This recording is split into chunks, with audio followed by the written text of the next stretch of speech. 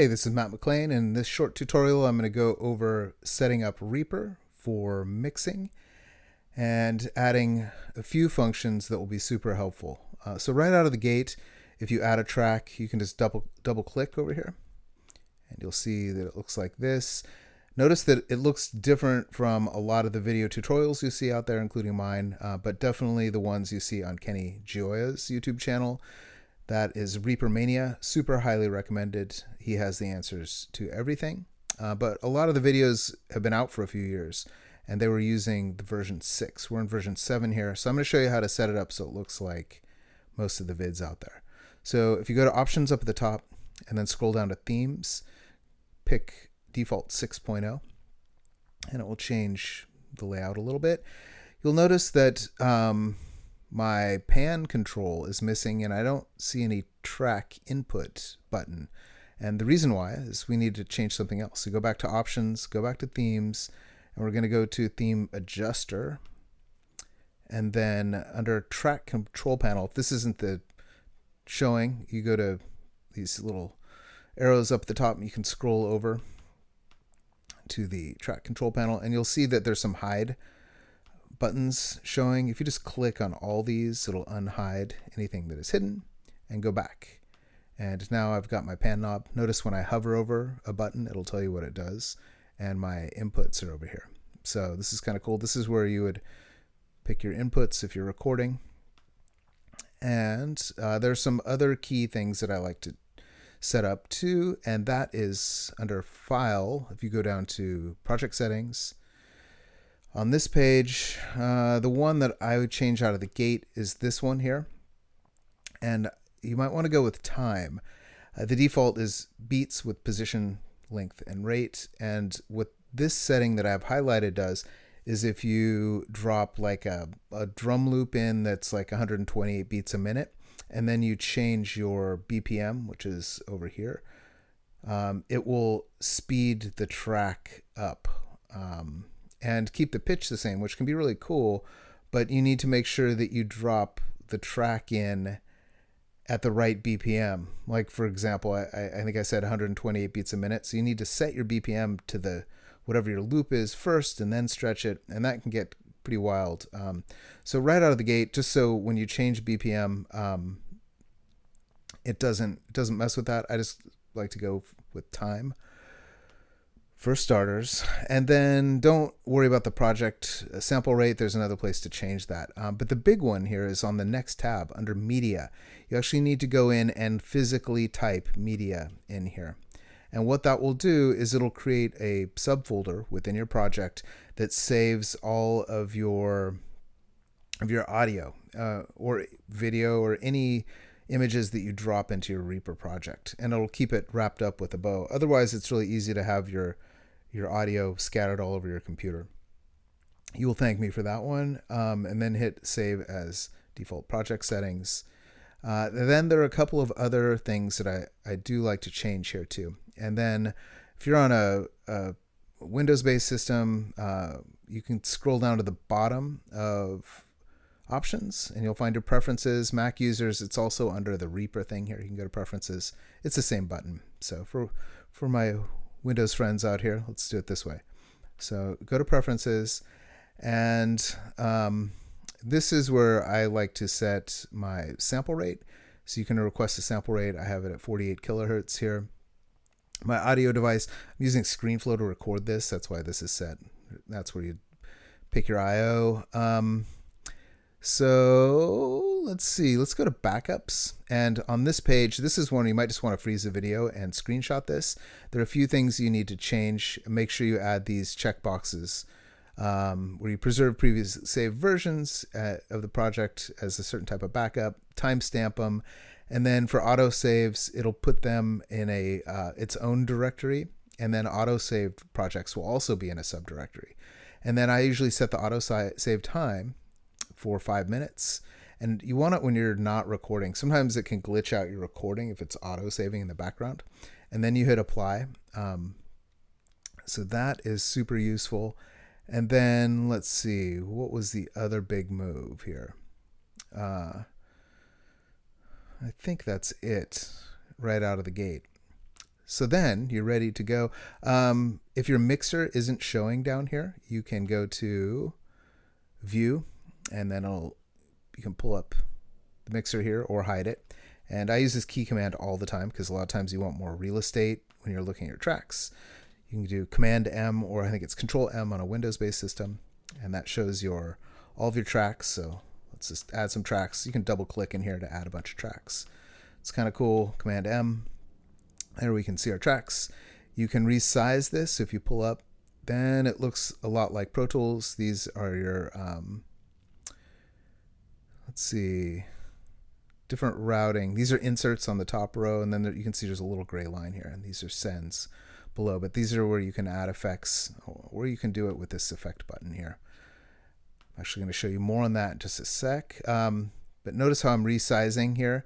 I just hover over a margin, and if it lights up green, then you can resize. And then let's hide that. Same goes for over here, so you can see more or less of your tracks, which is kind of cool.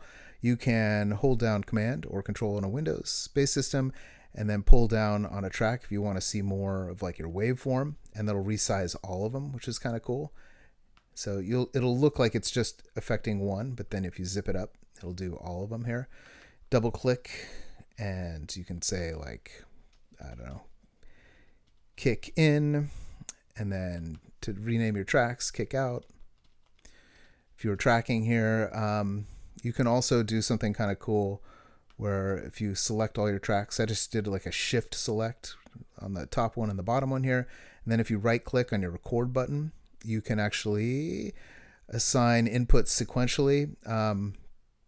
I don't have enough inputs on my device at home. It's just a stereo little UR22. It's like a Scarlett. But if you're in the studio and you have like, I don't know, the UA, the X8 or X16, this is how you could really quickly assign all your inputs sequentially. And time is money. So that's a good little fix. And then if you're mixing like in the studio on a big mixer, and I forget where it is. This is where I'm going to use the help. It's called the matrix, the routing matrix. So this is kind of a cool function. If you type in a word and then hover over it, it tells you where it is. So it's under View, and then let's go to the routing matrix. And this is how you can assign all of your ins and outs here, your output matrix. So you could route it to your mixer if you wanted to mix out of the box. We're not going to do that right now. Let's make that go away. So if you want to delete tracks, you can just highlight them, and they're light if they're highlighted. Delete them like that. That's kind of cool. If you're moving audio around, and on the project that I'm going to pull in here, there are a few little phase issues with it where you need to slide audio over. You need to turn off the snap to grid. This is like the slip function in Pro Tools. So if you deselect the magnet, then you can move audio anywhere. Notice that I'm like skipping around measure to measure. The brackets up at the top here, sorry, not the top, the brackets above your return button, you can use the left bracket to skip back to the beginning. And then if you have markers in your song, like let's say you have a 4-bar intro and then the verse starts here, you can drop a marker by hitting M. You can rename your markers, which can be really helpful like that. And then you can move them around. But then let's see, now my snap to grid's not on. So it's dropping it in a weird spot. So turn my snap back on. And then I can see how I'm using my little brackets to skip around from section to section of the song. This will be really helpful, especially if you get into that Freddie V mix, because there's several parts to the tune versus choruses, and then like a big solo section at the end, where things change quite a bit. So let's see, what else do we need to do before we drop any audio in here? One thing that's kind of cool is you can see your project sample rate up here at the top. You can always go in by selecting it and then go to your audio device settings. This is where you can change things. I'm not going to do that right now. One cool thing about Reaper is you can actually drop in other sample rates and it'll resample on the fly. So you don't need to do you don't need to import, like in Pro Tools, I think it's Shift Command I to import a bunch of audio clips, and then you have to process them. You can just drag and drop it into Reaper here. But, oh yes, there was one thing that we need to do before we do that and start having the actual fun. That is, we need to save our project. And there's an important setting right out of the gate that will be really helpful. So I'm going to do a Command S, where let's just go to File, Save Project. And the first time you do this, it's going to give you this option here. And the box that you want to check, according to the new me, is this create subdirectory for your project. I have another way to fold audio into your project if you make a mistake and things are all over the place. But for now, we're going to put this on our desktop, and I'm going to call this, I'm actually going to call it Freddy V. Freddy V, because that's the mix that I'm going to drop in here. So let's do that. Let's save it. Boom. And then we need to drop some audio in here. So let's see. I have this Freddy V, Not Alone. I think Freddy V is Fred. I forget his last name. I think he may have been a sax player for the Average White Band. I'm not sure the story behind this track.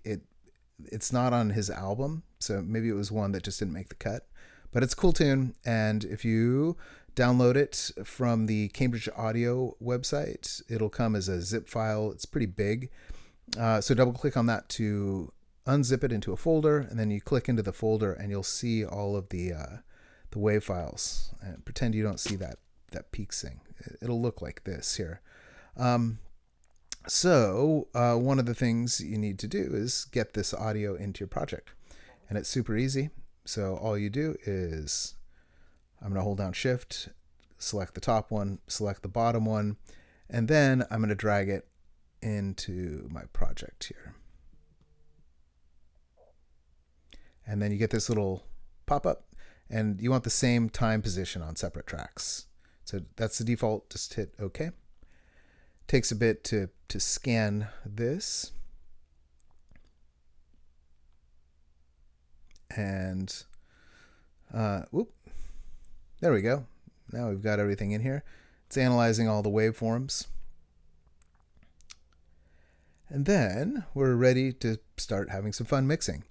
So there are a few problems with this particular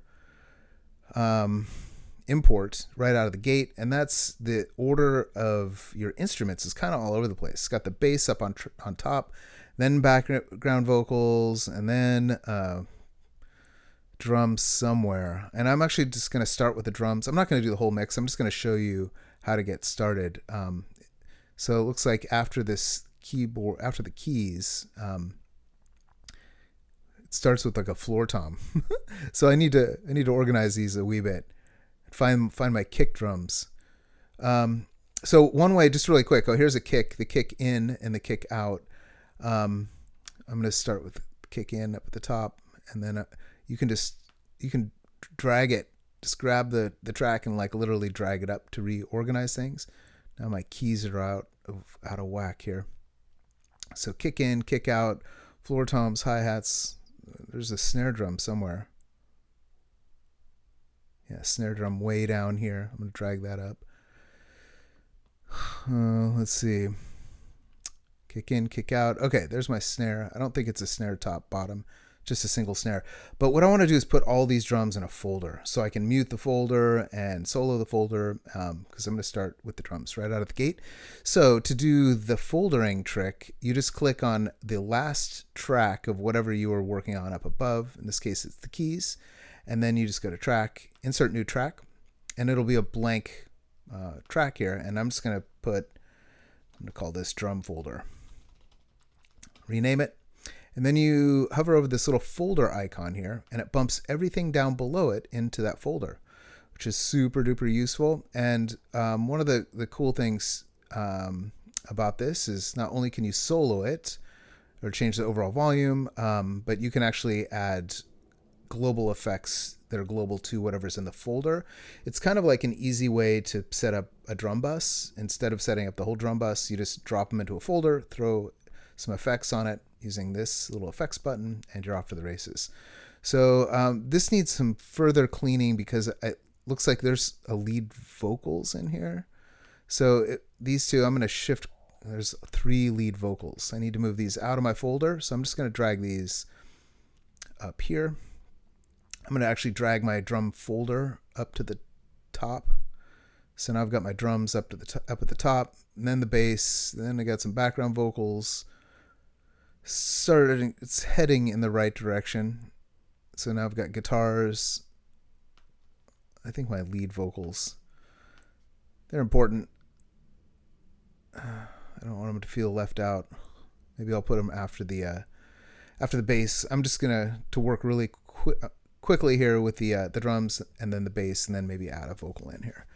So we're about to get started with the fun. And remember that everything is panned up the middle right out of the gate. So there are a couple of moves you probably want to make, like your overheads here. I'm going to do that trick where I hold down Command, and I'm just going to pull down the track a little bit so I can see all the things, and then everything moved. So then I can pan this one to the left, this overhead to the right. Looks like there's some organs in my drum folder. That's not cool. So what you do is the last track in your folder, you just push that foldering icon again. It puts everything within a subfolder. I don't want that, but if you cycle through it, then it'll bump everything out. So anything that's moved over here is within the folder. Everything that's over to the left is not. So it looks like now I got some toms that I need to arrange in here too. So now here we go. It's starting to look like a drum mix. Kick, snare, tom 1, 2, floor tom. Got my hi-hat. This is like a room mic, a mono room mic. I'm going to drop that down to the bottom.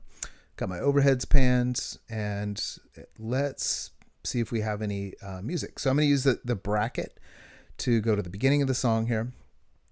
And I'm actually going to solo the drums out, and let's skip over here and see if we hear anything.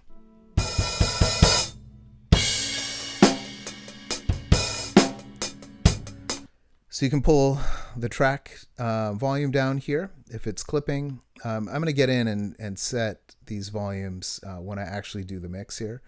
I haven't changed a single volume here. That's why it's clipping. It's pretty boxy. This is a great mix because there's some problems with it. There's a bunch of bleed. One of the toms has this really weird ring in it. I forget which one it is. Let's actually check it out. It's this one. Hear that crazy ring? Woo! And it's just tons of bleed. There is a fun trick in Reaper, in any DAW really, and that is to put a gate on it. So let's talk about effects really quick. So you can do it in the mixer here when you have this expanded view, but I am going to use this little effects button here. And let me show you the effects that come with Reaper. Those are the Kakos effects. Kakos is the company that makes it. They're all great, actually. Just the out-of-the-gate EQs and compressor are super useful. There's a pretty good tuner as well. For this one, I definitely need the gate. So I'm going to throw a gate on there. So I select it. I think you can just double-click, or you can click Add. So now I've got a gate on there, and I just need to change my threshold here.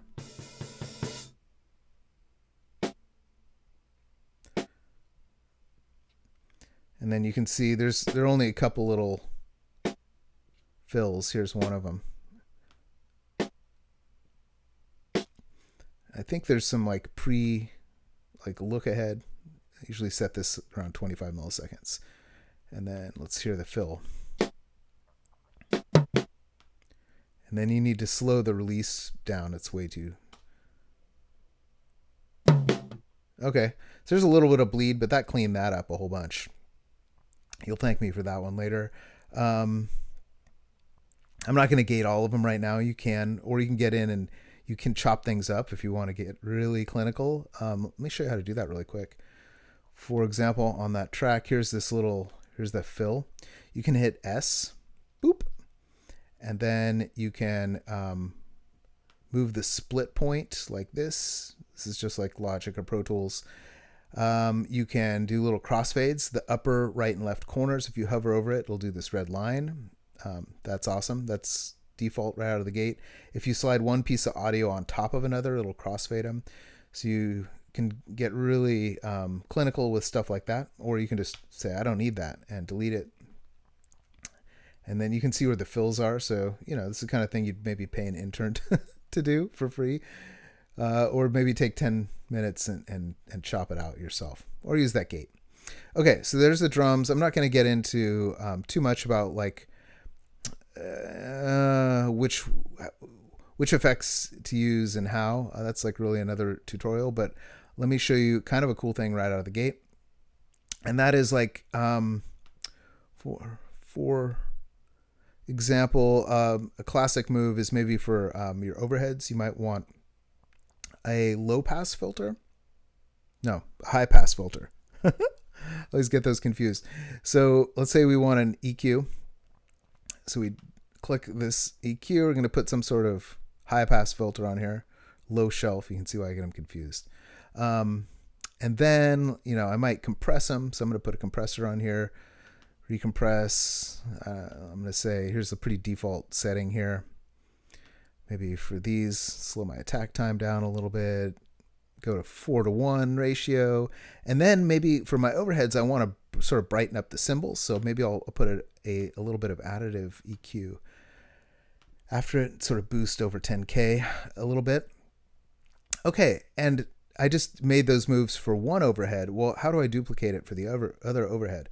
So if I do a Command S, which is like a save, it'll pull up this, and under effects chains, you can call it like drum overhead. And hit save and close that. Now I can just go over to my other track there, and then your effects chains are hiding down here. Scroll down to the bottom, and then you just go boom, drum overhead, and you've duplicated the entire effects chain. So you can save this, and it remembers from project to project. So if you have like a great vocal effect chain that works, you can just pull it up really quickly. I find that super useful. Let's see, what are some other basic tricks here for mixing?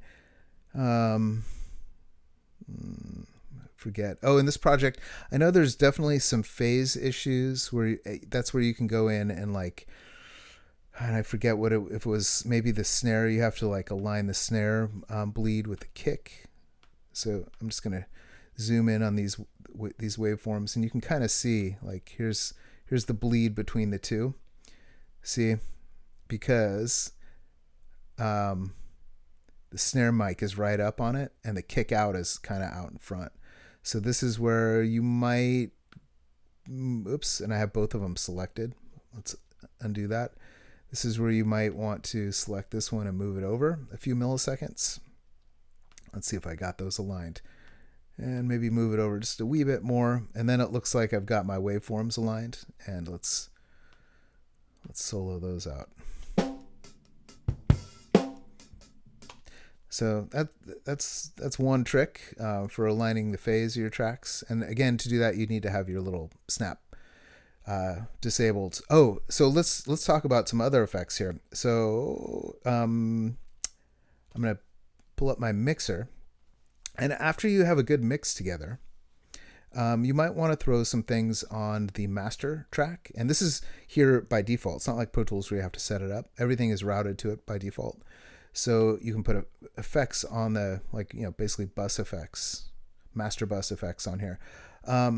The relimiter somewhere in here is a good one. There's a whole nother effects library that comes with Reaper, and that is the JS effects. These are pretty sweet. There is a remaster limiter, and this is just to keep your project from clipping, and you can turn the volume up a little bit. Somewhere in here. It's all alphabetical. If you're on a Windows system, you'll see like 3 or 4 panes, and you'll just have to scroll over to it. But it is, again, alphabetical. Master limiter. Throw that on there. I think the default threshold, -3 dB, is usually a pretty good place if you have a solid mix. So that's one little trick, but definitely you don't want to mix with that on. So if you want to turn an effects off, but still leave it in the chain, you just click on this little check mark. So I've turned that off. Let me show you another really cool thing. And this is a library that is called Tukan Effects, Tukan. If you do a quick search for Reaper and Tukan, I should probably do that and show you where to get it. So it's free. Reaper, Tukan, and it's like the third one down. Is that right? The GitHub, fourth one down right now. This is where you get it. They're free. It's a huge library. It's only about 300 megs. So if you go to the green code button and then just scroll down to download zip, then you download the zip, double click it, and then you need to install it in Reaper. So let me show you how to do that. It just takes 2 seconds. So in Reaper, if you go to options and show Reaper resource path and Explorer Finder, you find it right here. And it will show it to you. And I think, let's scroll down. I have a whole bunch of stuff in here. Under effects. So you put the Tukan effects folder after you unzip it. You just rename it Tukan. I think it has a longer name. And then put it under effects. I was looking for something the other day. I can't remember what, but it's in here somewhere. Tukan. Scroll down. It's probably alphabetical, right? That would make sense. Tukan. Yeah, here it is. So it's in here. And then you just need to restart Reaper. So I just want to leave that thought with you. So get the Tukan effects before you start mixing, and then it'll give you a bunch of cool things. So let me show you a couple of the fun things, because I already have them installed in here. And for example, on the drums, let's throw an effect on the drum bus here. Well, let's see. Where is the one that I'm looking for? Well, you can actually search your effects here. So if you type in Tukan, and then you want to maybe select all plugins. This is where you can pull up the different stuff, the different types of compressors. So what are no, dang, and I forget which one it was. It's not the 1176. This one's great for bass. So let's just pull this up. It kind of looks like an old 1176. You can remove that. Let's add another one. There's is that right? Not the that's like an LA2A. No, actually that's it. It doesn't have very many buttons. Is this the one? Here, no. Oh, it does. Yeah. Here it's got the buttons for a different ratio and attack and release. This one is pretty cool for drum buses. That's sort of the old school one. Highly recommended. I think the trick button is the button, the trick where you push all the buttons in. I forget. But that one is super useful for drums. What else is great in there? There's some other great compressors that are not great for drums, but let's see, the very bus comp. This is an old Fairchild tube compressor. The what is it? The 670. I think there's one on sale on eBay for $350,000 right now. This sounds great on bass. I'm not going to put that on my drum track, but there are also great reverbs and stuff in there, like old Lexicon. Let me show you one of those. So here's a classic trick. We're going to put our drums in send a bus to a reverb. So I'm going to create a new track, insert new track, and I'm going to call this drum reverb. And then notice when I select the track here, it lights up down here. I'm going to throw an effect on there. I'm going to put the Lexicon S2. This is no, not that. Drat, moving too quick. Not this, the LA2A, the Lexicon 2. That's what I wanted. Yeah, it's like an old PCM Lexicon reverb. Some of them come with presets, so you can I don't know. I think there are even some drum rooms in there, big drums. Make sure that you're wet dry. You want it all wet because this is a bus reverb. And then how do you route it? Well, what you can do is take your drums, if you click on this routing button and hold down, you'll see a little 1/4" TRS cable, and then you just drag it over here and drop it on your drum reverb, and then you can control the mix here. So way too much reverb, but you can pull it back. There. So we just did a little drum bus with some reverb. You can throw other effects in there, so it doesn't just have to be that one. So maybe that reverb sounds great for your vocals, so you can drag your vocals in there too. So anyway, now you're ready to get in there and do some mixing. Let's close that up. And there's a whole bunch of stuff in here. There are a bunch of tracks. There are definitely some problems. There's some bleed on the guitar tracks. You'll have to sort those out. What I recommend doing is organizing things into folders. So not just your drums, put your guitars in folders, put your keyboards in folders. I think there's some keyboards and organs. Put your background vocals in one folder, put your lead vocals in one folder, and then you should be ready to go. What was that? I think that was my calling. It's time to go. All right. So anyway, have fun with this mix. Oh yeah, sorry. There's always one more thing. So on your master track, the Tukan, this is kind of a cool, I think it's like the SSL-esque, they call it the bus compressor. This is pretty useful on your master track. So just to put a little glue compression, maybe drop the ratio to like 1.5 to 1. Notice that if I move this, it's not doing it for both tracks. So if you switch it to stereo, then they're both moving at the same time. So just maybe put a little bit of light compression. And then generally you want this bus compression to come first in the chain. So to reorder things, just like changing track order, you drag up, boop, and then now my compressor comes before my limiter. So that's pretty cool. Oh yeah, there was one more thing that I just found in here the other day. Two more things. Let's say just for like you're mastering this at home and you want to like make it sound like you bounce it to like an old Studer tape.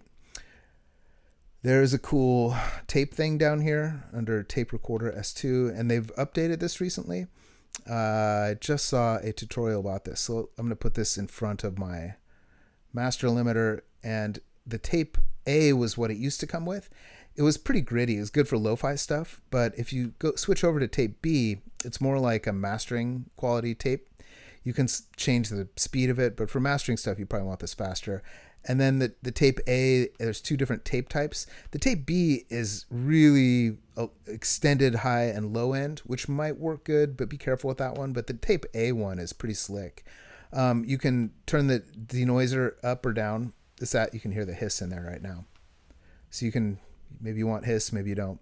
And then there's this magical secret thing over here by Headroom. And if you click on this and pull down maybe 10 or 12 decibels, this will keep it from clipping and distorting too much. You'll get a way cleaner effect, and it's good for subtle sort of mastering things. So anyway, have fun with that. Oh, and it's volume compensated. So even though I pulled it down like 10 decibels, it added 10 decibels of gain. So it really just cleans up your mix. So, and then turn your denoiser up and you're good to go. Oh, and then maybe you want new tape. So keep an eye out for that one here.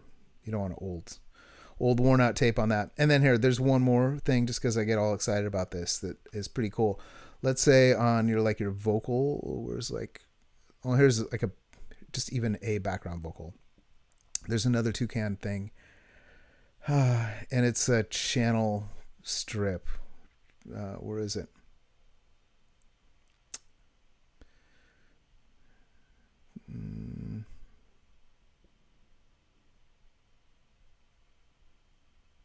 I'm going to look through all of them here.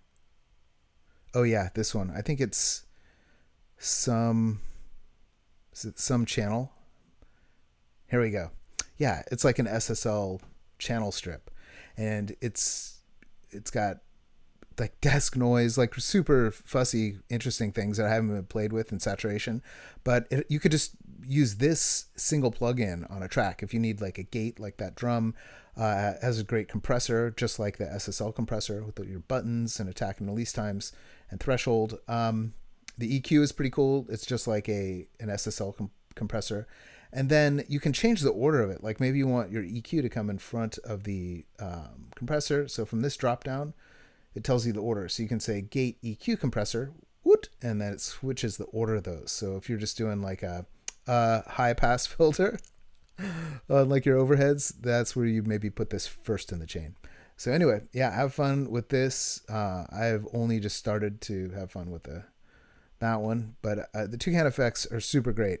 So anyway, get that. And then I'll leave you with one parting thought is the SWS extension set that is highly recommended. You don't need it out of the gate, but it's something that I was in Reaper for 10 years before somebody told me about it. And it's like Tukan where it's a free plugin set. If you just do a search for SWS Reaper, you have to get the right version for your operating system, but it expands a lot of the functionality. And Reaper is super flexible. I mean, you can really change your layout and streamline your workflow so it works for you. Cross-platform, it's only $60 if you pay for the license. It's good for the next several versions. Yeah, highly recommend it. All right, there we go. So there's one more little thing. So if you freak out and you see all of your tracks offline, if you click back into them, back into Reaper, it'll redraw the waveforms for you. Now let's say you want to export, you've done your mix, you've set all your levels. I don't know why that's freaking out. Then you go to file and then render. I had some problems in the past. Yeah, see this? Like for some reason the default got set to 8-bit. I don't want that. Make sure you change your output format to like a wave file like this. And this is where you pick 24-bit.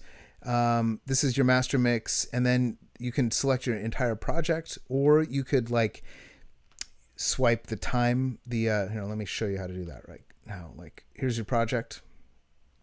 I'm gonna tab to the beginning, and then you just swipe your little margin up on top, your time marker.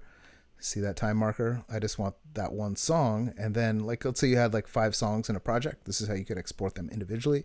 To swipe above each one and then export them. So you go to render and then pick time selection. And then it'll kind of hard to see in the grayed out things, but it'll tell you this is a 7-minute tune. And it's where you name your tune, and then notice how it switched that over here again. It's kind of weird. So I'm going to go to, I don't want to save settings. I'm just going to go to save settings, and then you hit render file, and that takes a little bit, just like any DAW. You might want to set this to full speed offline if time is money for you. And that is how you export your project. Okay, so once your project has been exported, then you want to double check to make sure everything that you got is in your project folder. So I'm just going to hide this in the dock. And then here's my folder. This is the moment of truth. If you double click on it, you'll see that it was auto-saving in the background. These are all time-stamped. If I had manually saved those, it would have created another folder. And then in the media folder here, this is where all the audio files are. This is going to be too big to upload in Canvas. So you can just send me your export along with the .rpp, the Reaper file, and then I'll be able to open it. But for your own archival, this is the way to go. You want all of your audio in the project. This is the way generally people work in Pro Tools and Logic, where everything's wrapped up with a bow in a single folder. And then you just need to compress that before you upload into something like Canvas. So just go, I'm on a Mac, I'm holding down Control. I think if you right click on a Windows-based system, you can do send to and then compress it, and that will turn it into a zip. And I think for this particular assignment, I would actually just create this and call it your last name, and then Freddie assignment, whatever assignment number it is, I forget, assignment 3.